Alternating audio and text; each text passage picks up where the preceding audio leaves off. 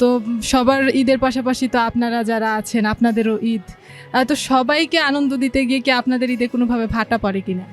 সেক্ষেত্রে দেখা যায় যে সবাই পরিবারের সাথে ঈদ করতে পারে না, অনেকে দেখা যায় যে দোকান বন্ধ করে যাওয়ার পরেও অনেক সময় টাইম মতো পৌঁছাতে পারে না। সেক্ষেত্রে দেখা যায় অনেকে ঈদ ঢাকায় করতে হয় বা ঈদের পরবর্তী সময়তে গিয়ে আবার দেশে ফ্যামিলির সাথে ঈদ করতে পারে।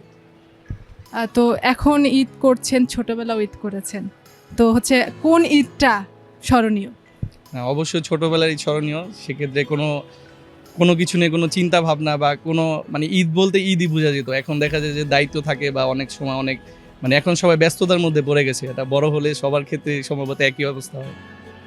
তো ঈদের যে ছোটবেলার মোমেন্টগুলো ছিল সেটার মধ্যে সবচেয়ে মানে এখনো মনে পড়ে এমন কোনো মোমেন্ট আছে কিনা?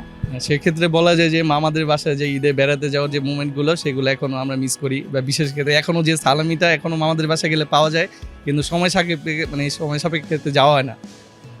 এখন দিনটা কেমন হয়ে আছে যে আগে সালামি পেতেন, এখন সালামি দিতে হয় কিনা? না, এখন মনে হচ্ছে যে দিতে হবে, সামনে এই সময় চলে আসছে, হয়তোবা এখন থেকে চাইলে দেওয়া যেতে পারে। বিকাশ পেমেন্টে 10,000 টাকার বেশি অফার, শপিং চলছে তো।